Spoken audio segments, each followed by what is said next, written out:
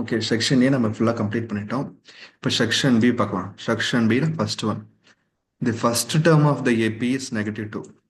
First டேர்ம்னா -2. Common difference வந்து 5. First term -2, common difference 5னா -2 + 5 3 வந்திருக்கும். கரெக்டாக? ஏன்னா -2 + 5 ஆட் பண்ணால் 3. ஸோ அடுத்தது அது கூட மறுபடியும் 3 ஆட் பண்ணால், அது கூட மறுபடியும் 5 ஆட் பண்ணால் 8, அது கூட மறுபடியும் 5 ஆட் பண்ணால் 13. இதுதான் serious.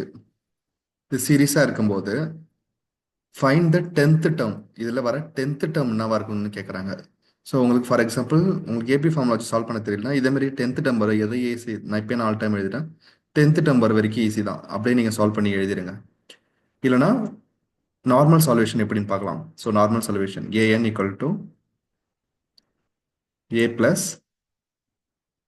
n-1 into d. So ஏன்னா ஃபர்ஸ்ட் நம்பர்னது -2, டி வந்து common difference 5. A 10th term கேட்குறாங்க. ஏ 10th டேர்மோ அதுக்கப்புறம் எஸ்என் 10 டேர்ம்ஸ் என்னன்னு கேட்குறாங்க. ஸோ A10, இது 9 10 இல்லை, A10.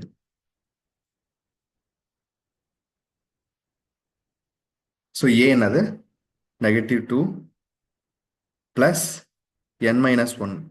n மொத்தம் வந்து 10 டேர்ம்ஸ். n வந்து எத்தனை டேர்ம்ஸ், எத்தனாவது டேர்ம்ஸ் கேட்குறாங்க? 10th term. ஸோ 10 - 1, டி வந்து 5. So -2 + 10 - 1 9, 9 × 5. -2 9 5s are 45. -2 + 45 43. So 10th term வந்து 43ன்னு சொல்கிறாங்க. ஸோ ஃபார் எக்ஸாம்பிள் நான் அந்த சீரீஸ் கண்டினியூ பண்ணிட்டு போகிறேன். ஸோ 13 + 5 18. ஸோ 18 அகெயின் வந்து 23 வந்திருக்கும். அகெயின் வந்து 28 வந்திருக்கும். அகெயின் வந்து 33 வந்திருக்கும். அகெயின் 38, அப்புறம் 43, அப்புறம் 48. ஸோ நீங்கள் எத்தனாவது டேர்ம் பாருங்க. ஸோ 1 2 3 4 5 6 7 8 9 10. ஸோ 10th டேர்ம் வந்து 43 கரெக்ட். ஆக்சுவல் சால்வேஷன் இப்படி தான் பண்ணணும். ஃபார் எக்ஸாம்பிள் உங்களுக்கு இந்த சால்வேஷன் தெரியல, ஃபார்முலா தெரியலனா ஜஸ்ட் இந்த சீரிஸ் எழுதி 10th டேர்ம் வந்து 43ன்னு எழுதிருங்க. ஸோ ரெண்டாவது வந்து சம் ஆஃப் த 10 டேர்ம்ஸ். இதுவும் ஃபார்முலா தெரியலனா இந்த ஃபர்ஸ்ட் 10 டேர்ம் ஆட் பண்ணி என்ன வேல்யூ வருதோ அதை எழுதிருங்க. ஸோ எஸ்என் ஃபார்முலா பாருங்க. So SN = n/2 × 2a + n-1 × d. எஸ்எனுக்கு 2 formula, இது 2 ஃபார்முலாமே யூஸ் பண்ணலாம். நான் ரெண்டாவது ஃபார்முலா மறுபடியும் யூஸ் பண்ணி காட்டுறேன். ஸோ n எத்தனை டேர்மு? 10 டேர்ம்ஸ். 10/2 × 2a, ஃபர்ஸ்ட் வந்து -2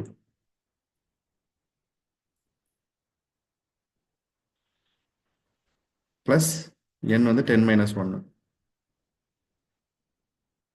× d. d வந்து 5. ஸோ 10/2 கேன்சல் பண்ணால் 5. ஸோ 5. ஸோ 2 - 2 வந்து -4 ப்ளஸ் 9 × 5 45.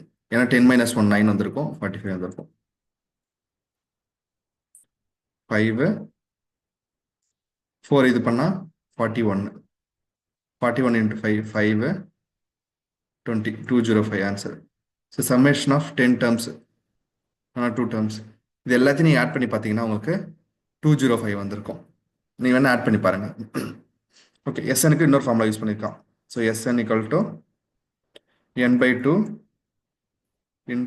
× a + l. ஸோ இந்த ஃபார்முலா எப்போ யூஸ் பண்ணலாம்னா ஃபர்ஸ்ட் டேர்ம் லாஸ்ட் டேர்ம் தெரிஞ்சா. ஏன்னா ஃபர்ஸ்ட் டேர்ம் உங்களுக்கு வந்து -2ன்னு தெரியும், லாஸ்ட் டேர்ம் வந்து 43ன்னு தெரியும். இந்த இதில் வந்து லாஸ்ட் டேர்ம் தெரியணும்னு அவசியம் இல்லை. இந்த லாஸ்ட் டேர்ம் தெரியணும்னு அவசியம் இல்லை. லாஸ்ட் டேர்ம் தெரிஞ்சதுனால இதுலேயே அப்ளை பண்ணியிருந்துருக்கலாம். 2 மெத்தட் கூட சால்வ் பண்ணலாம். நீங்கள் எது ஈஸியோ, ஐ திங்க் லாஸ்ட் டேர்ம் கொடுத்துருந்தா இதுதான் ஈஸி இந்த மெத்தடோட. ஸோ n/2னது 10. 10/2 × a ஓட value -2 எல்லோட value 43.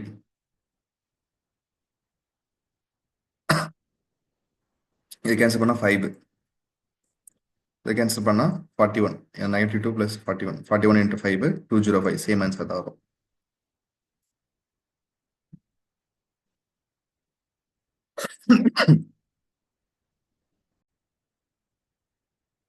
Okay, next question பார்க்கலாம். The fifth term of the AP is 23. Fifth term வந்து 23. 12th term is 37. Find the first term and common difference. So fifth term A5 23. Next A12 equal to 37. இப்படி இருந்துச்சுன்னா first term என்னவா இருக்கும்? So ஒரு series இருக்கு. அந்த சீரீஸ்ல fifth வர டேர்ம் வந்து 23, 12th வர டேர்ம் 37. அந்த சீரீஸ் அப்படி இருந்துச்சுன்னா அந்த சீரீஸோட ஃபர்ஸ்ட் டேர்ம் என்னவா இருக்கும்? காமன் டிஃபரன்ஸ் என்னவா இருக்கும்? இதான் கேட்குறாங்க. ஸோ உங்களுக்கு இங்கே அப்ளை பண்ண வேண்டியது AN formula. AN equal to A plus n minus 1 into d.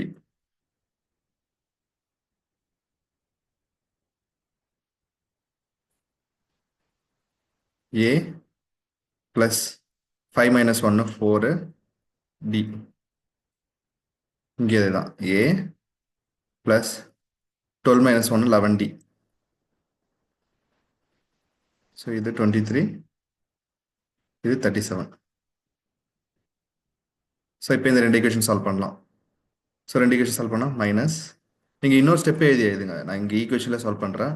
இன்னொரு ஸ்டெப்பு கேட்ட A plus 4d equal to 23, A plus 11d, அதுக்கப்புறம் சால்வ் பண்ணுங்க. ஸோ சேம் இது இருக்குது, அதனால் மைனஸ் பண்ணிக்கலாம். ஸோ ஏஏ கேன்சல் ஆகிடும். 11dல 4d போயிடுச்சுன்னா 7d. 37ல் 23 போயிடும். 7ல் 3 போயிடுச்சுன்னா 4, 3ல் 1 போயிடுச்சுன்னா 1, -14 வந்திருக்கும். ஸோ நெகட்டிவ் சைன் கேன்சல் ஆகிட்டு இருக்கும். So 7d equal to 14, d equal to 14/7, 2, d equal to 2. So d2 வந்தால் ஏவோட வேல்யூ நான் கண்டுபிடிக்கிறோம் இந்த ஈக்குவேஷன் சப்ஸ்டிட் பண்ணி. ஸோ வந்து a plus 4 into 2, 4 into d, d2 23. A 8 equal to 23. A equal to 23 minus 8. 23 minus 8 na 15. So ஒரு series இருக்க போது அந்த சீரீஸ் வந்து ஃபர்ஸ்ட் 15ல் ஆரம்பிக்க போகுது. ஸோ 15ல் ஆரம்பிக்க போது ரெண்டு ரெண்டாக இன்க்ரீஸ் ஆகும். 17ல் ஆரம்பிக்க போது 19 போகும், 21 போகும், 23 போகும், 25 இப்படி போயிட்டுருக்கும். இதில் ஃபிஃப்த் டேர்ம் 25 வந்திருக்கும், 23 வந்திருக்கும். 1 2 3 4 5 கரெக்டு. ஸோ நம்ம கண்டுபிடிச்ச ஆன்சரு கரெக்டு தான் இதுக்கு.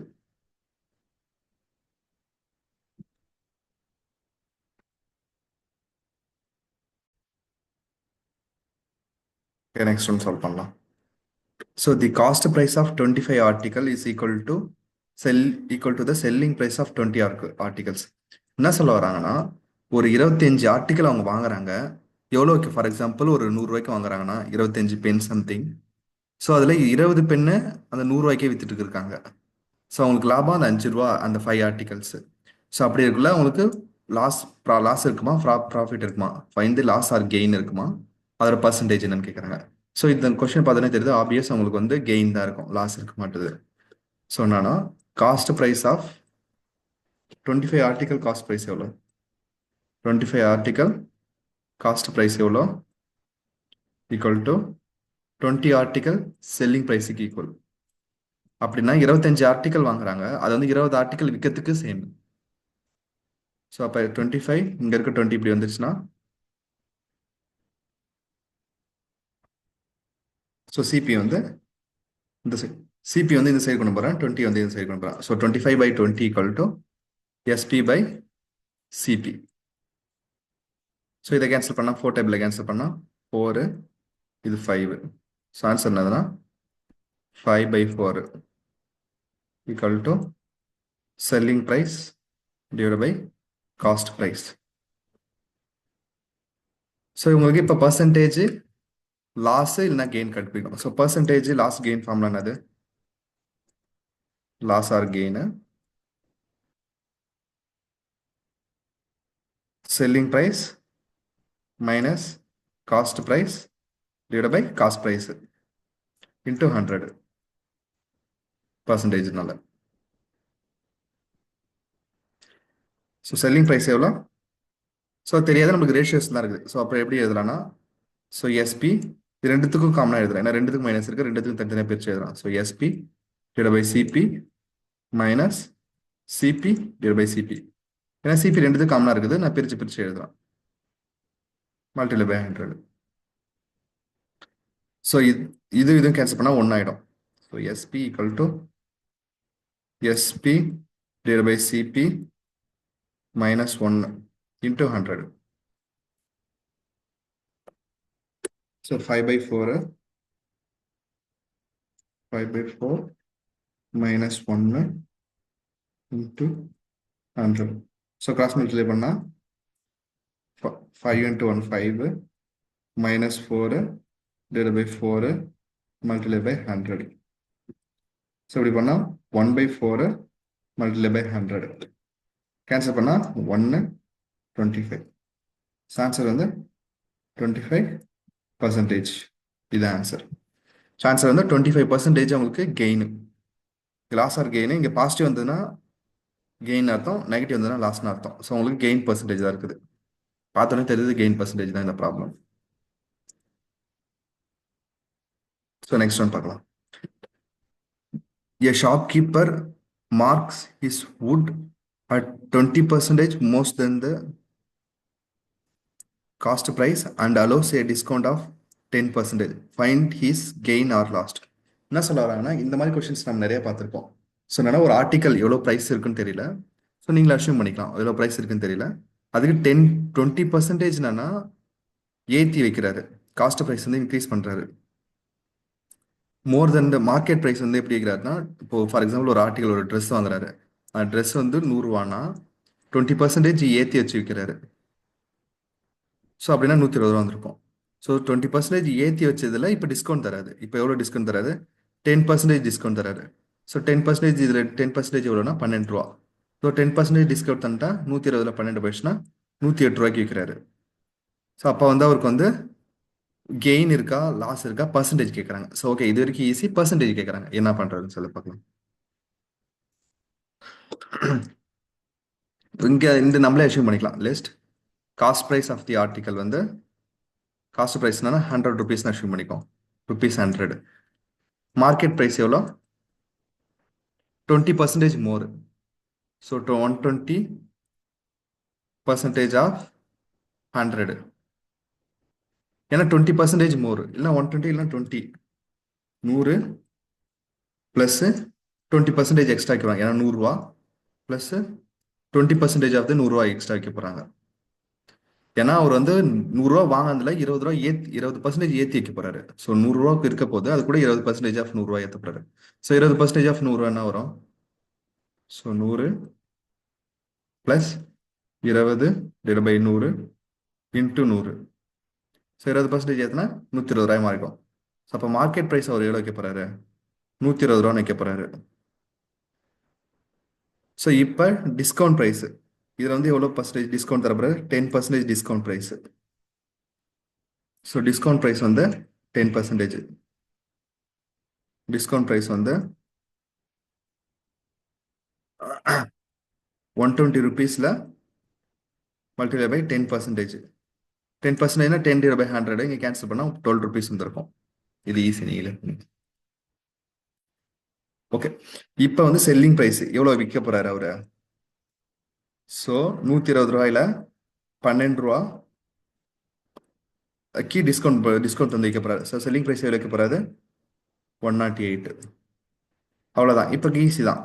ஃபார்முலா உங்களுக்கு ஆல்ரெடி தான். Percentage of gain or loss.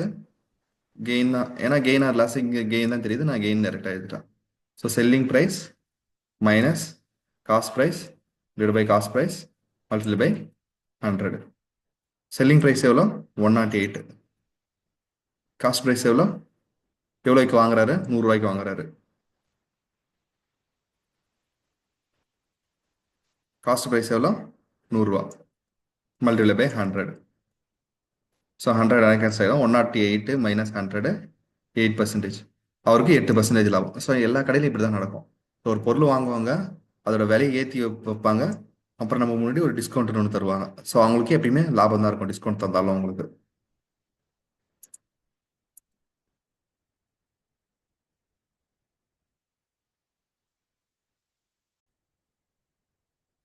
Okay, இந்த 30 வந்து நம்ம லாஸ்ட்ல சால்வ் பண்ணலாம். ஓகே, 30 செகண்ட் பார்க்கலாம்.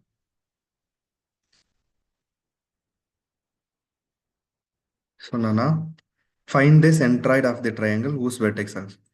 ஒரு ட்ரையாங்கிள் இருக்கு, இந்த ட்ரையாங்கிளோட கோஆர்டினேட்ஸ் இருக்கு. So A B C. ஏவோட கோஆர்டினேட்ஸ் என்னது 5,1. பியோட கோஆர்டினேட்ஸ் வந்து 3, -2. சியோட கோஆர்டினேட்ஸ் வந்து 1,7. ஸோ சென்ட்ராய்டு கேட்குறாங்க. ஸோ சென்ட்ராய்டு ஃபார்முலா என்னது equal to x1 plus x2 plus x3 by 3, y1 plus y2 plus y3 divided by 3. So எல்லா கோஆர்டினேட்ஸ் ஆட் பண்ணுங்க. So x1 y1, x2 y2, x3 y3. So 5 plus 3 plus 1 divided by 3, 1 -2 plus 7 divided by 3. So 5 plus 3 8, 9 by 3. இதை add பண்ணால் 1 -2 வந்து -1 வந்திருக்கும். 7 add பண்ணால் 6 வந்திருக்கும். இல்லைனா 1 plus 7 8, 8 minus 2 6, 6 minus 3 sir 6 divided by 3.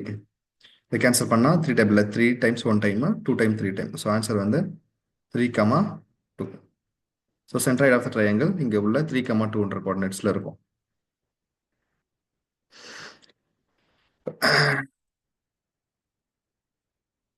So next one பாருங்க.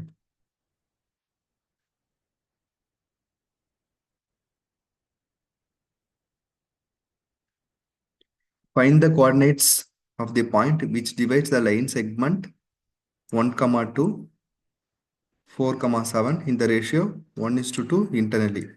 So ஒரு லைன் செக்மெண்ட் இருக்க போது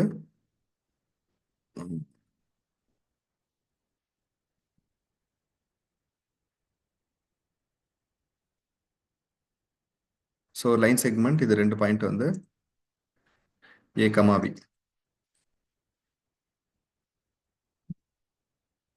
ஸோ ஏவோட வேல்யூ என்னது 1, -2. பியோட வேல்யூ 4, 7.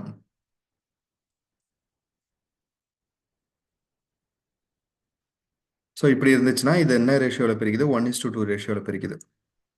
ஸோ இங்கே 1 பார்ட்டு இங்கே 2 பார்ட்டு ரேஷியோவில் பிரிக்குது. இது பி, இந்த கோஆர்டினேட்ஸ் கண்டுபிடிக்கிறோம், பி ஆஃப் XY. ஸோ இந்த ரேஷியோ என்னது m:n. ஸோ இந்த coordinates x1 x2 sorry x1 y1 x2 y2. So P of XY.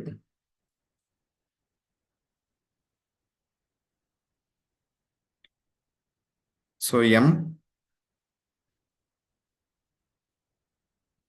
mx2 இதுவும் மல்டிபிள் ஆகும். mx2 plus nx1 divided by m plus n, similarly same my2 opposite எப்பவுமே multiple ஆகும். இந்த term இதுவும் multiple ஆகும், இதுவும் multiple ஆகும். my2 plus ny1 divided by m plus n.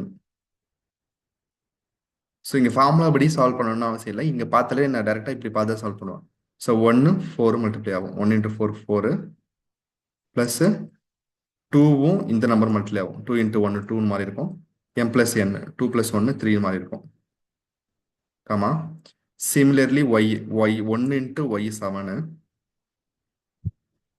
Plus 2 × -2 4.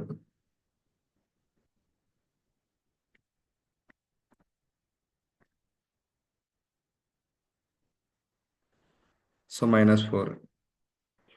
So 2 × -2 -4 divided by 3. 4 + 2 divided by 3. 4 + 2 வந்து 6. 6 by 3. 7 - 4 3 by 3.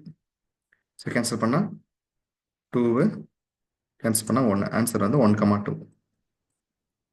Sorry 2,1. Answer வந்து 2,1.